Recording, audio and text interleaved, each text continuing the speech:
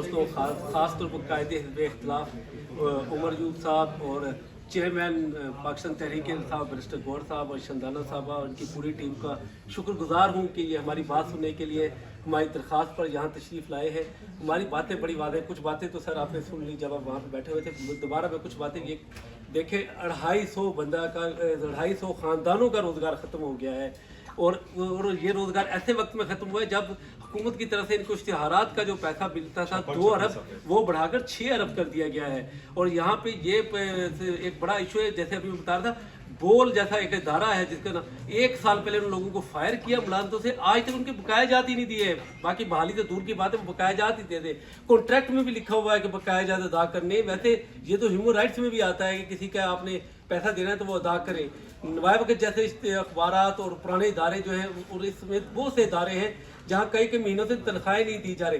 دیکھیں یہ معاشی قتل عام کیا جا رہا ہے. یہ آپ ان 250 خاندانوں کا کیا قصور ہے جو ایک دم سے بے روزگار ہو گئے. مجھے یاد ہے یہ عید کے موقع پہ ہوا اور ایک جنگ کے دوست نے کسی دوسرے دوست کو فون کیا کہ میرے پاس اتنے پیسے نہیں ہیں کہ اپنے گاؤں چلا جاؤں عید کرنے کے لیے، باقی تو دور کی بات کیونکہ ان کو ایک دم سے نوکریوں سے فارغ کر دیا گیا.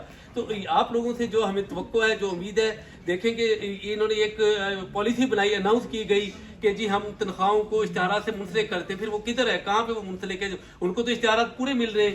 یا تو پھر یہ نہ کہ پھر اس میں یا تو آپ غلط کہہ رہے ہیں، یہ بات غلط ہے. آپ سے میری ریکویسٹ یہ کہ آپ جس طرح بھی آپ نے کچھ دیر پہلے بھی عمر صاحب، میں آپ کا بہت شکر گزار ہوں، میری پوری کمیونٹی شکر گزار ہے کہ آپ نے ذکر کیا اپنی تقریر میں کہ 4 بجے یہ واک آؤٹ ہونا ہے. آپ اپنے اپنی تقاریر میں، اور اب بھی مجھے امید ہے کہ جب نیچے جائیں گے تو جا کے اب حکومت کی طرف سے بات ہوگی، آپ بھی اسپیکر کو بتائیں گے کہ کس ایشو کی وجہ سے یہ واک آؤٹ ہوا ہے. اب دیکھیں سرکاری ادارہ ہے پی ٹی وی، اس کی اگر ملازم کو تنخواہیں نہیں ملیں گی 3 مہینے کنٹریکٹ کو اور 1 مہینہ ریگولر کو. ریڈیو پاکستان کے امپلائیز ہیں، ان سے یہاں پہ 5 سالوں سے یہاں پہ اناؤنس کیا جاتا ہے ان کے لیے اعزازیہ بجٹ کے اوپر. آپ کو یاد ہے، آپ بھی کرتے رہے، وہ اعزازیہ نہیں ان کو دیا جاتا ہے جس کے پیسے نہیں ہیں. تو پھر اناؤنس کیوں کرتے ہو؟ آپ لوگوں کو ایک امید دلاتے ہو کہ 5 اعزازیے دی جائیں گے، 4